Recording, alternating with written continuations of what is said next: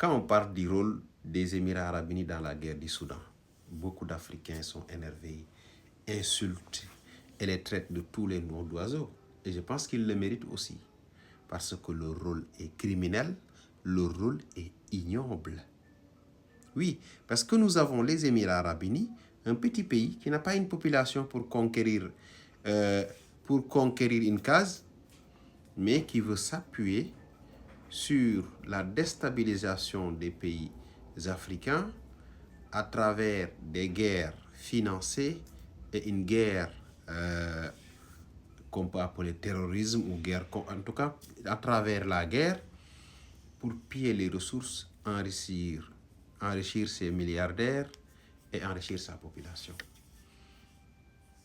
C'est bien beau de les dénoncer, parce que le rôle est en réalité criminel. Ils financent des centaines de millions d'euros ou de dollars chaque année pour financer des guerres, pour financer des groupes terroristes, pour soutenir des groupes armés. Maintenant, il y a un paramètre ou un côté que les Africains n'ont pas encore creusé ou bien n'ont pas profondément creusé, c'est le rôle criminel aussi de certains Africains. On sait tous que les Janjaweed, c'est les Janjaweed qui ont fait les crimes au niveau du Soudan la semaine dernière et qui continuent de le faire, c'est des Africains. C'est les Janjaweed qui sont devenus les forces de soutien rapide. Mais en réalité, toutes leurs armes qui continuent toujours d'arriver passent par un pays de la région des Grands Lacs qui a donné 2 de ses aéroports, ou je peux dire 2 de ses bases aériennes, l'autorisation de décharger du matériel destiné à ces forces de soutien rapide qui déstabilisent, qui tuent les Africains dans leur propre pays, dans leur propre continent. Donc, ce que je veux dire dans cette vidéo-là, c'est que il ne faut pas qu'on oublie que si aujourd'hui les Émiratis ont cette mainmise sur beaucoup de terres, beaucoup de mines en Afrique, c'est parce qu'il y a des Africains qui ont décidé et accepté de jouer le rôle de facilitateur, officiel ou officieuse. Donc, que ce soit de manière officielle ou officieuse, ces gens-là méritent d'être dénoncés. Parce que sans la mise à disposition de 2 bases navales, 2 bases aériennes, où les matériels achetés de la Chine, que ce soit des brouilleurs, des radars, des drones, des blindés, des fusils d'assaut et tout type de munitions, sans cela, ce matériel-là ne pourrait pas accéder, ne pourrait pas arriver jusqu'au terrain de combat. Donc, nous les Africains aussi, on doit dénoncer parmi nous toutes ces personnes-là qui financent, qui soutiennent ceux qui financent le terrorisme, moyennant de l'argent, c'est peut-être 20% du matériel qui est destiné aux rebelles ou aux terroristes, ou bien 50%.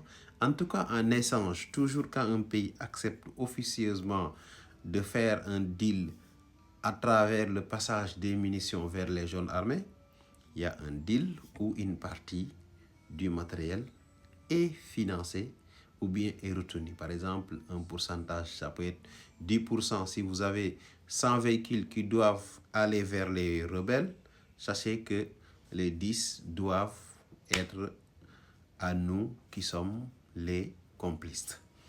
Et cela, ça peut aller jusqu'à 20%, 30%, 40%.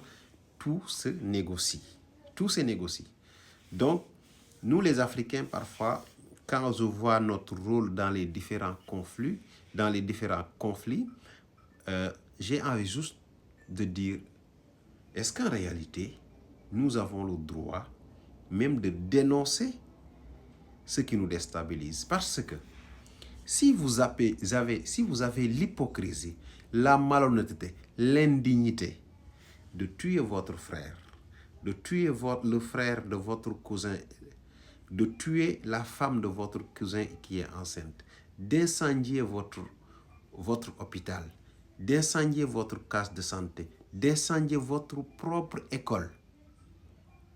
Est-ce que vous méritez d'avoir une mine d'or? Logique pour logique, hein?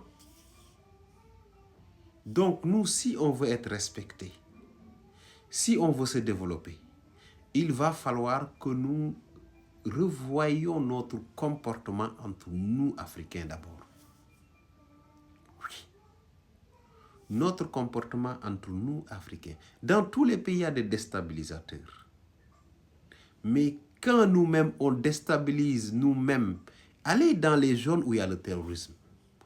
Tous les terroristes, 99%, c'est des jeunes de la zone qui connaissent mieux la forêt que l'armée.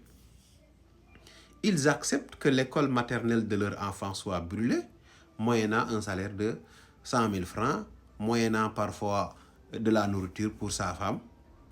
Ils acceptent que l'hôpital où devait accoucher sa femme soit brûlé. Et il accepte que la route qu'il empruntait pour aller à la ville soit minée et que même si le car qui va écraser la mine est rempli de ses proches, c'est pas grave. Parce que c'est une personne foncièrement inconsciente et profondément égoïste.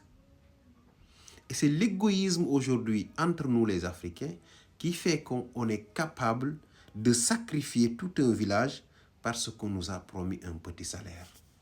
Et d'autres, on les a promis protection du pouvoir contre extermination du peuple voisin. Laissez-moi exterminer l'autre peuple, j'ai mes complices là-bas, laissez-moi utiliser votre port, votre aéroport pour acheminer mes armes. 10% des armes ou 20% des armes qui vont passer, vous allez les prendre et les mettre au service de votre armée. Mais ce que les gens oublient là, c'est que les armes qu'ils envoient aux terroristes ou bien aux rebelles qui vont faire des crimes dans les pays limitrophes, les armes reviendront toujours. Parce que la violence, l'arme, c'est comme un ballon de tennis. Tu peux le jeter contre le mur ou le lancer contre le mur, mais il reviendra toujours vers toi. C'est pour ça, tous les pays que vous avez vus, on les a cités nommément sur des exactions, sur des complicités qui ont conduit à des massacres. Vous avez vu quelques années après, les mêmes massacres qu'ils soutenaient, officieusement, sont en train de se dérouler dans leur propre pays. Oui, parce que le mal se paye par le mal. On ne peut pas semer le mal et récolter le bien. Donc les gars, il ne suffit pas uniquement de critiquer les Émirats arabes unis, mais il faut critiquer aussi tous ces hypocrites africains qui acceptent de monnayer leur pouvoir à une déstabilisation d'un pays voisin. Et parfois, ça peut aller jusqu'à des centaines de milliers de morts, des millions de déplacés, des centaines de milliers de familles déplacées et des orphelins, on en comptera par millions. Je ne vous parle pas d'handicapés.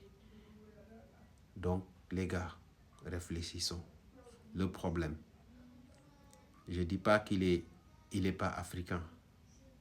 Je ne vous dirai pas qu'il est pas moyen-oriental, mais il est en partie africain. Nous avons une part de responsabilité. Oui, parce que sans complicité, aucune arme ne peut entrer en Afrique.